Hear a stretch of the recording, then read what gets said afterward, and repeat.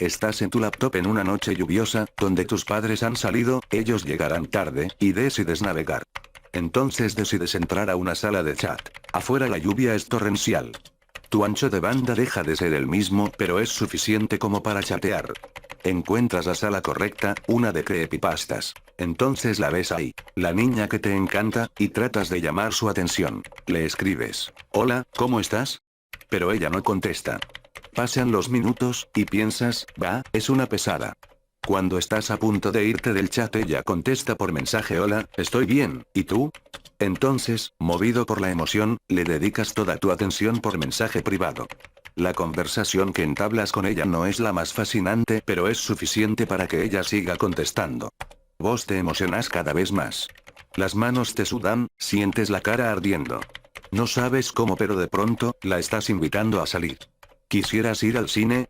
Le escribes, los nervios te hacen su presa. El corazón te está latiendo a 1000 por hora. Pero ella no responde. Pasan 5 segundos, ahora son 10 segundos. Sientes que son horas. Pronto, los minutos corren despiadados hacia adelante. Te ves a ti mismo tratando de alcanzarlos, de retenerlos. La angustia te quema el pecho, y ella no responde, lanzas un grito desesperado. Ahora estás enojado, no, furioso. Ella, la chica de tus sueños, se ha burlado de ti. Le reclamas ahí mismo, primero suavemente, con reproches casi insinuados. Su silencio te exaspera, el odio y el rencor te consumen. Ahora son maldiciones, insultos. Le dices de todo mientras la ira va bajando porque ella sigue sin contestar. Y, cuando estás a punto de cerrar el chat, sientes que te hundes en el mismo infierno. Sí, quiero ir al cine contigo, la hora del mensaje marca 6 minutos de retraso. Tienes lag por la tormenta. Al día siguiente tus padres descubren con horror tu cadáver colgando del ventilador.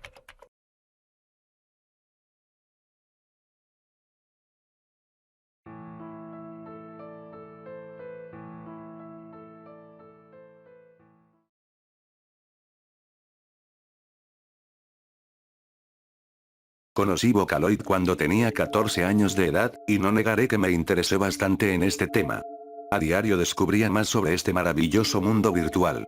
Me enamoré de los personajes y de las canciones más rápido de lo que imaginé, y desde luego no tardé en elegir a mi Vocaloid favorito, que en este caso fue Hatsune Miku. Me parecía tan tierna y encantadora cuando la vi, tenía una apariencia dulce e inocente, y una voz que daba un toque de ternura a todo sonido que emitía con el banco de voz. Cuando cumplí 16 años, mi amor por Hatsune y los Vocaloids habían crecido junto conmigo durante esos cortos años de mi adolescencia. Llegó un momento en el que llegué a hacerme admin de una de las páginas más populares del tema en América Latina por medio de Facebook. Solía publicar a diario imágenes de mis amados ídolos que hallaba en internet, y compartía vídeos y contenidos con los fans de la página. El admin principal de la página no publicaba con tanta frecuencia como nosotros, él tan solo se encargaba de publicar las noticias más importantes de Vocaloid en la página. Cierto día mientras visitaba la página, hallé una noticia que me impactó. Se trataba de un concurso, en el cual los concursantes debían participar a través de una comunidad de fans llamada Mikubut, a la cual tendrían que mandar un voto para que la cantante virtual visitara su país, pero eso no era lo que llamaba mi atención, eran los premios que se ofrecían a los votantes. Se podía elegir entre coleccionables originales o un viaje a Japón con todo pagado para asistir al concierto Magical Mirai que se llevaría a cabo aquel 31 de agosto para celebrar el 6º aniversario de Miku. Al leer esta noticia mi corazón dio un brinco de felicidad. Me estaba centrando principalmente en el viaje y el concierto, puesto que todo lo demás no me interesaba demasiado. Ingresé al Mikubook ansiosa y creé una cuenta inmediatamente.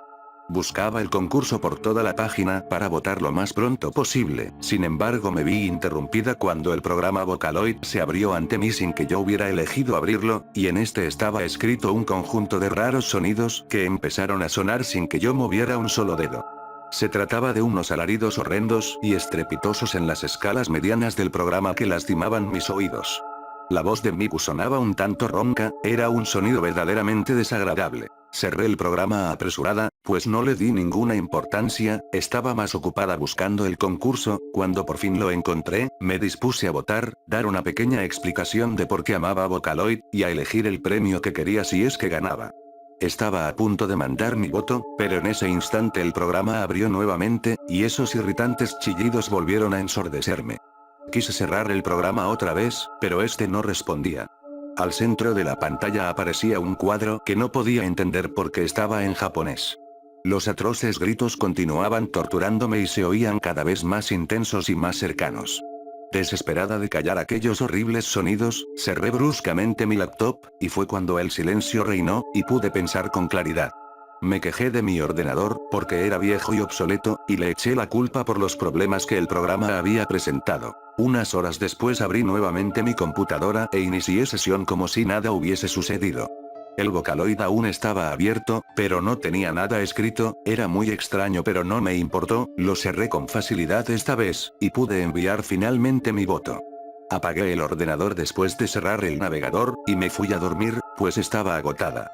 A pesar del incidente que había tenido con esos sonidos terribles, lo tomé como un simple error de mi máquina y no lo consideré como un hecho relevante. Semanas más tarde, revisaba mi correo electrónico y me llevé una gran sorpresa. Recibí un mensaje, cuyo remitente decía Krypton Future Media Team. Abrí el mensaje y lo leí. Me quedé como 5 minutos sin poder creerlo. Había ganado el concurso, y viajaría a Japón con un acompañante.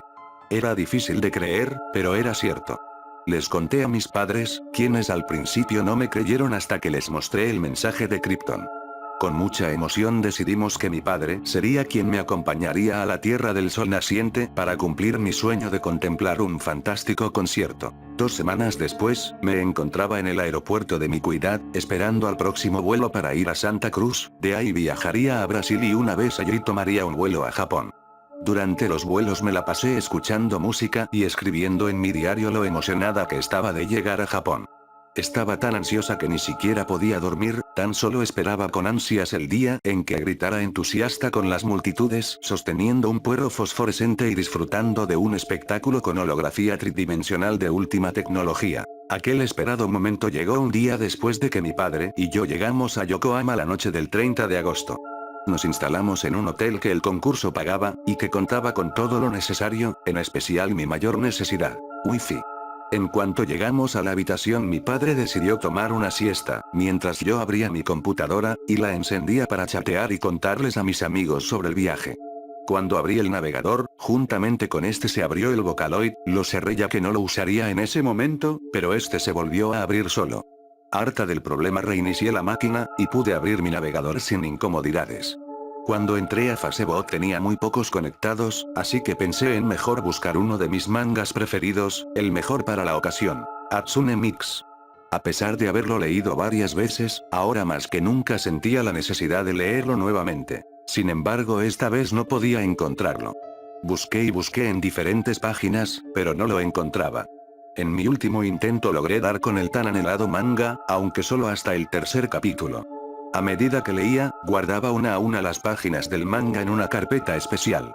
Sin embargo, cuando llegué al capítulo 2, noté que era diferente a lo que recordaba. En este capítulo se muestra que Miku tiene el poder de hacerse gigante al enfadarse demasiado, sin embargo el manga que encontré estaba modificado. Al enfadarse, Miku tenía una especie de poder mental, con el cual podía desfogar su ira de una manera extraña e inexplicable. Me pareció muy inusual, pero pensé que era tan solo otra versión del mismo manga de siempre. Al día siguiente me encontraba muy emocionada, el concierto sería una experiencia inolvidable. Mi padre y yo nos alistamos para asistir a la verdadera razón del viaje, el concierto. Durante el camino a Yokohama Arena, no paré de pensar en lo maravilloso de la experiencia, y entre más cerca estábamos, más contenta me ponía. Al llegar, había muchos disfrazados y cientos de fans que igualmente esperaban con ansias el gran concierto. Yokohama Arena, un lugar inmenso en el cual se respiraba la magia de un público que aclamaba a sus ídolos. Ya tenía mi puero fosforescente que me servía como única luz en medio de la oscuridad. Podía ver a mi alrededor miles y miles de pueros similares. Tenía miedo de perderme entre esas grandes multitudes, por lo que me agarré fuerte de su mano, ya que si me perdía me sería muy difícil hablar con el resto del público. Las luces se apagaron y el concierto comenzó. Una presentación alucinante se mostró en las gigantescas pantallas, la emoción se sentía en el aire. La primera canción en sonar fue Sue Devil, una de las preferidas del público. Todos gritaban y movían los pueros con gran emoción tanto por la bella música como por el increíble espectáculo. El concierto prosiguió, una canción tras otra, hasta que se llegó a una de las más esperadas. Suki Kirai, cantada por los gemelos Kegamine. El público enloquecía con esta canción, aunque en mi opinión esta resultaba ser mi menos favorita. Al término de este tema, apareció Miku, justo por detrás de los gemelos, cantando Shake It. Otro de los temas nuevos que era un verdadero éxito. Durante la coreografía los tres Vocaloids se pusieron de espaldas al público mientras bailaban, y uno a uno se daban la vuelta. Primero Rin, después Len, y finalmente Miku, pero al darse vuelta Miku, noté algo muy raro. No estaba sonriendo, ni mostrando ninguna expresión. Aún bailaba, pero a diferencia de los gemelos, no mostraba emoción alguna. A los pocos segundos, Miku dejó de moverse y se quedó quieta en medio del escenario. Rin y Len seguían bailando como si nada, mientras Miku posaba su mirada sobre el público que veía atento y extrañado lo que estaba ocurriendo. Según se oía, se trataba de un simple problema técnico, un error con el holograma, nada que no pudiera solucionarse rápido. La canción terminó y Miku aún estaba tiesa y seria. Repentinamente una de las inmensas pantallas se desprendió del soporte y cayó sobre el escenario, ocasionando un terrible accidente. El concierto debía suspenderse lo antes posible, por lo que se intentó apagar todos los equipos tanto de sonido como de proyección. Aun cuando solo los murmullos y el llanto de la gente eran el único sonido perceptible. Un ruido atroz y ensordecedor hizo gritar a todos de temor. El holograma ni siquiera movió los labios, pero unos alaridos atroces provenían de los parlantes, aunque estos ya estuviesen apagados y desconectados. No tardé en reconocerlos, eran los mismos gritos horribles que sonaron en mi ordenador al abrirse el programa. Siempre consideré que la voz de Miku era muy dulce, pero en esta ocasión era un sonido demoledor, cubrirse los oídos era inútil, pues la voz sonaba tan fuerte, tan aguda, tan penetrante que incluso llegaba a lastimar literalmente los tímpanos. Las luces que estaban sobre el escenario y los cables empezaron a chisporrotear mientras la segunda pantalla caía sobre una parte del público y el terrible sonido no paraba y al contrario parecía hacerse más fuerte. La gente, ya entrada en la desesperación, no esperó más e intentó buscar una salida en aquel enorme lugar. Mi padre me tomó de la mano con fuerza mientras seguía apresurado a las multitudes, fui con él, pero antes volteé a mirar, y vi que el holograma aún estaba ahí, sin moverse, sin mostrar vida, pero mirando con atención todo lo que sucedía a su alrededor. La gente que se asignaba a las puertas de Yokohama Arena y gritaba por sus vidas, solo logró empeorar la situación, pues muchos cayeron y murieron pisoteados o aplastados en la multitud. El olor a cable quemado era torturador y asfixiante mientras aún volaban chispas del equipo averiado por doquier, hasta que estas provocaron un incendio en el escenario, el cual se expandía amenazando con acabar a los sobrevivientes. Todos, terminamos como presas del pánico en ese instante, y aunque había quienes intentaban abrir la puerta por fuera, no lo conseguían. Finalmente empezaron a destruir las paredes mientras todo era consumido por el fuego, excepto la pantalla de proyección. Miku, que en aquel instante dejó de ser a mi parecer una proyección tridimensional, era la espectadora de este terrible suceso, viendo cómo sus fans morían, mientras su voz no paraba de resonar. Mi padre y yo logramos salir vivos con un pequeño grupo de gente, aunque muy lastimados. La policía, la Cruz Roja, los bomberos, todos esperaban y atendía afuera de la enorme estructura en llamas. Muy pocos sobrevivieron a este accidente y muchos de ellos que aún cargaban con el doloroso recuerdo dejaron de seguir la música de Vocaloid. Krypton por su parte no supo cómo explicar los hechos e incluso se vieron obligados a dejar de planificar conciertos. Han pasado 15 años desde aquella vez. Vocaloid aún existe a pesar de los muchos problemas legales que tuvo la compañía, pero ahora tienen un nuevo personaje principal, dado el hecho de que Hatsune Miku terminó siendo un personaje censurado en todo el mundo por los muchos recuerdos terribles que su imagen provocaba. Desde luego su pérdida ocasionó que Vocaloid perdiera a millones de seguidores y dejara de ser por siempre lo que alguna vez fue. Tengo 31 años, soy diseñadora y tuve que viajar por mi trabajo nuevamente a Yokohama, olvidando por razones de fuerza mayor los hechos de la última vez que estuve ahí a mis 16. Durante la semana fui a dar un paseo por la ciudad, ahora que había aprendido japonés e inglés no dependía de nadie para manejarme en las calles. Caminando llegué a una zona vacía e inhóspita, donde quedaban los restos carbonizados de lo que al parecer alguna vez fue Yokohama Arena. Lo reconocí al instante, y me vino a la mente las imágenes de la masacre de aquel 31 de agosto. No pude evitar el deseo, y entré a lo que quedaba del lugar, aún estaban ahí, el equipo que había sido utilizado en el concierto, incluso la pantalla de proyección, claro que bastante malogrados y quemados. De pronto al caminar, pisé algo y al levantarlo vi que era un botón de plástico, con una imagen de Miku, la fecha del evento y el respectivo título Magical Mirai 2013. Una gran nostalgia por mi adolescencia me invadió de repente, haciéndome derramar una lágrima sobre el botón. Cuando inexplicablemente, sentí una presencia, sentí que no estaba sola, y al elevar la vista, vi la imagen de mis pesadillas, en la pantalla, estaba ella, con la misma mirada de hace 15 años atrás. Una mujer latina de 31 años, fue vista por última vez en la calle Kokuward, en Yokohama, cerca de los restos del incendio del 2013. Si se viera a la desaparecida, favor llamar al 119. Policía Imperial Japonesa.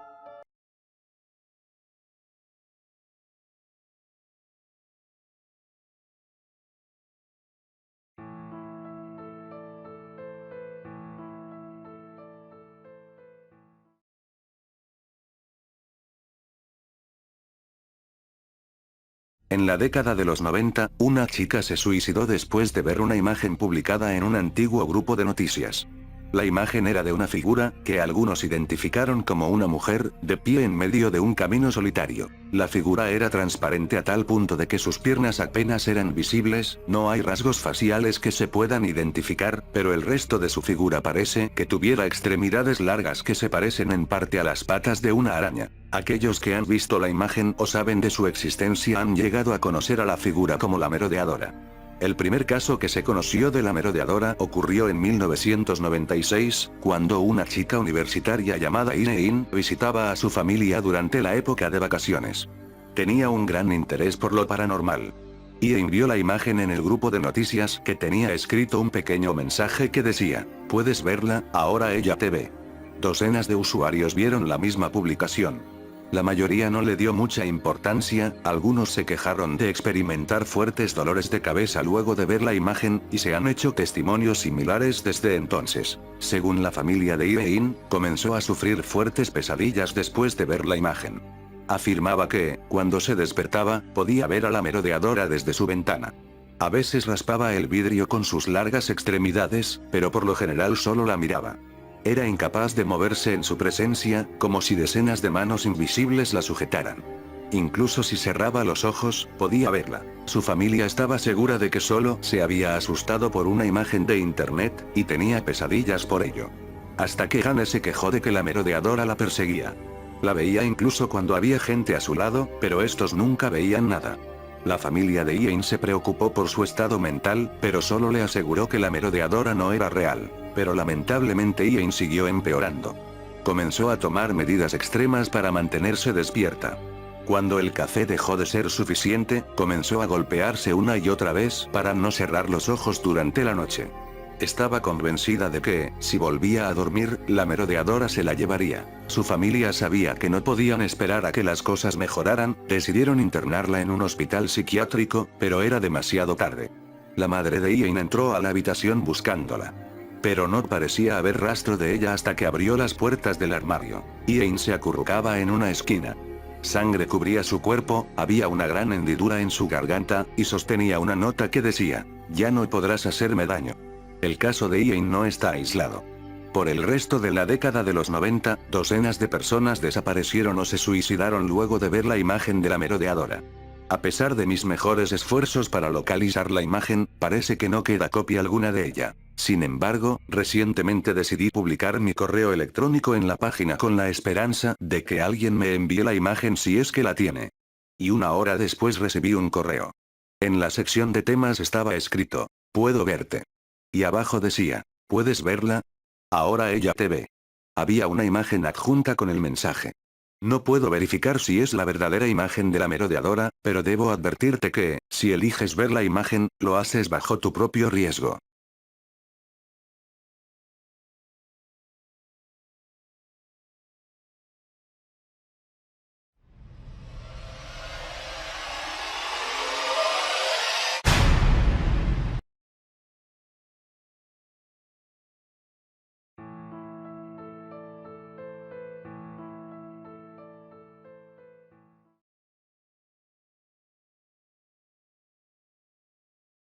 Esta historia tiene lugar en el aeropuerto de Newark, Nueva York, años antes del estallido de la Guerra Fría y posteriormente la Tercera Guerra Mundial.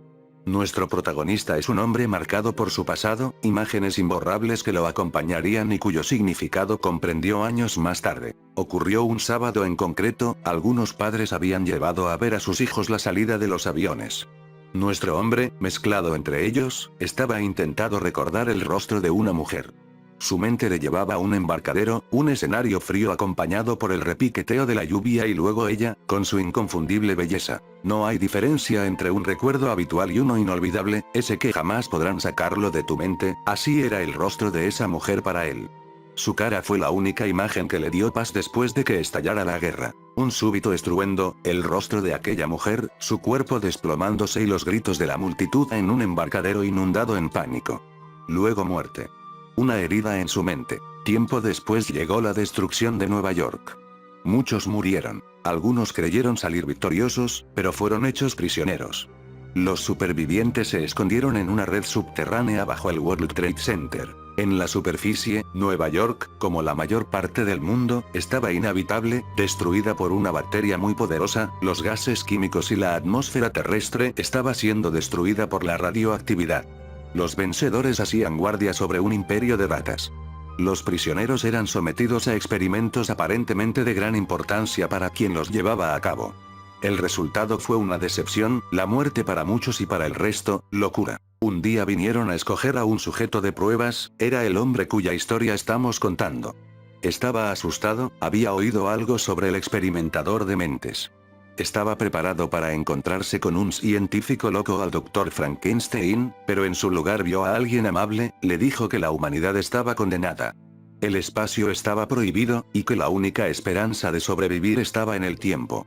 Un resquicio en el tiempo y quizás era posible conseguir comida, medicinas y una fuente de energía. Ese era el propósito de los experimentos. Enviar emisarios a través del tiempo en el pasado y futuro para beneficiar el presente. Pero la mente humana no se hacía la idea. Despertarse en otra época significaba nacer de nuevo como un adulto. El shock era grande.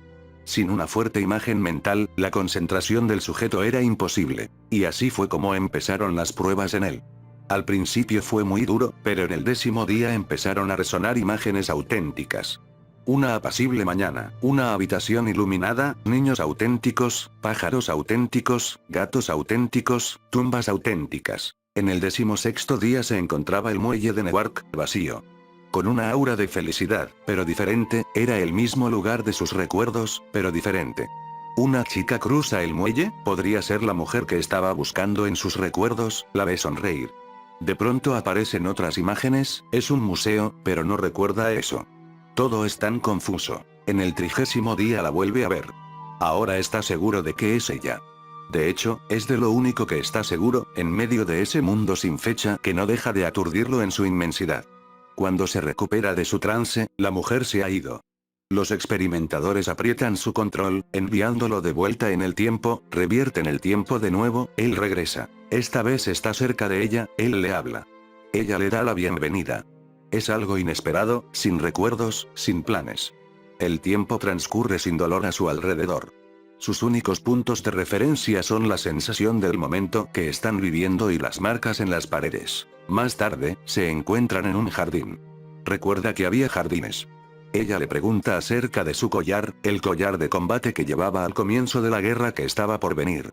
Él inventa una excusa. Ellos caminan. Se ve el tronco de un árbol de madera roja cubierta con históricas fechas. Ella pronuncia un nombre en inglés que él no entiende y se desploma, agotado. Entonces otra ola de tiempo cae sobre él. El resultado de otra inyección tal vez. Ahora ella está dormida bajo el sol. Él sabe que en ese mundo solo puede permanecer por un tiempo, solo para ser enviado de nuevo a ella, pero ella está muerta. ¿Es el mismo día? Él no lo sabe. Deberán seguir así, en innumerables paseos en los que una confianza tácita, una confianza sin adulterar lo hará creer en ellos, sin memorias o planes. Hasta el momento en el que sienten una barrera y desaparecen. Y este fue el final del primer experimento.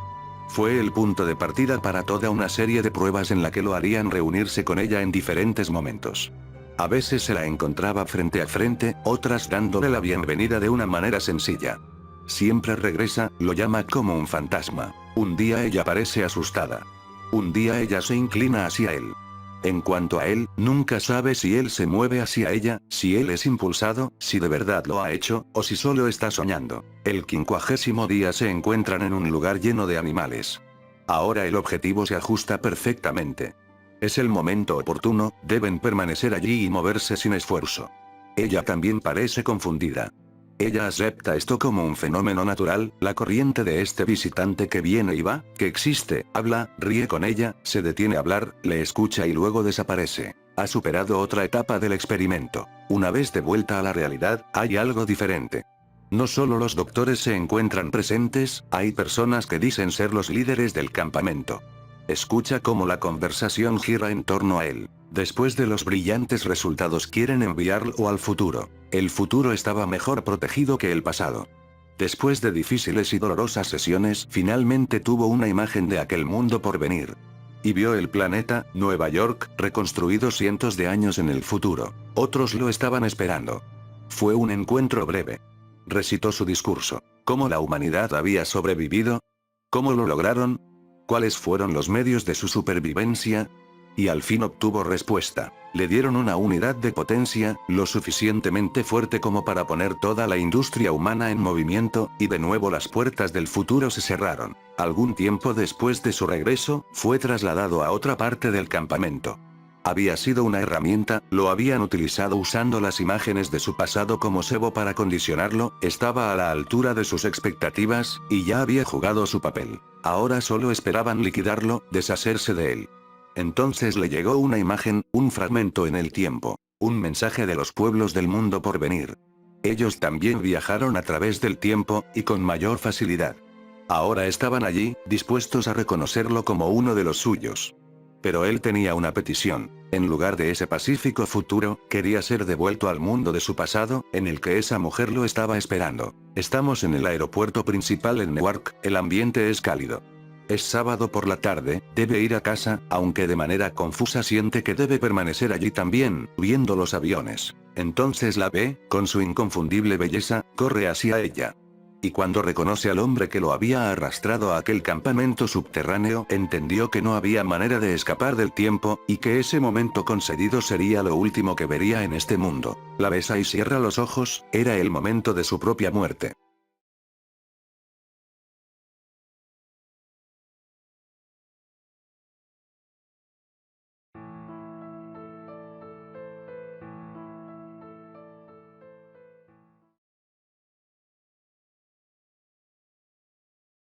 En cualquier ciudad, en cualquier país, ve a cualquier institución mental o centro de reinserción social. Cuando llegues al escritorio principal, pregunta por aquel que se hace llamar el holder de la eternidad. El sujeto te mirará con suma piedad y podría suspirar. Te llevará abajo en un vuelo de escaleras, en donde debería estar la base del edificio, pero no lo está. Mientras más tiempo estés en la parte de abajo del edificio, comenzarás a oír un coro de gritos. Al principio será apenas audible, como si se originara en un lugar muy lejano, pero más cerca del fin del corredor, los ruidos se convertirán en zumbidos tan ruidosos que pareciera que consumiesen a los demás sonidos. Pronto, el estruendo se volverá tan doloroso que sentirás la necesidad de clavarte tus propios oídos para escapar de él. Se avisa de resistir este impulso, o cualquier otra cosa que imposibilite tu misión. Un trabajador te mostrará una puerta, cubriéndose ambos oídos. Tan rápido como pueda, abrirá la puerta y huirá, dejándote solo en este entumecedor y oscuro pasillo. Esta es tu última oportunidad de correr. Si decides continuar, entra. El perforador lamento acabará abruptamente, dejándote los oídos zumbantes. El cuarto al que entrarás estará cubierto en una casi tangible y consumidora oscuridad, pero, muy por lejos el fin de la habitación, apegada a la pared, estará una figura famélica, cubierta en carne cruda. Te mirará fijamente con una expresión maníaca en su cara, a pesar de estar lleno de heridas y con un escalpelo medio enterrado en el pecho. Ahora será tu única oportunidad para salvarte, y la única manera es preguntar, ¿quién los creó? Él cacareará de la forma en la que un animal lo hace antes de morir antes de responder.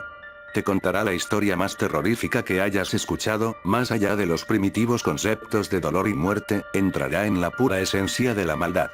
Aquellos de mente débil enloquecen al oír la historia del sujeto, así que mantente fuerte, no importa cuán débil se pueda sentir tu mente. Cuando acabe, podrás acabar con su vida, liberándolo de su terrible carga. Remueve el escalpelo, y temblará de agonía antes de caer en silencio por siempre. Ese escalpelo es el objeto 3 de 538. Está en tus hombros y los demás deben ser protegidos o destruidos.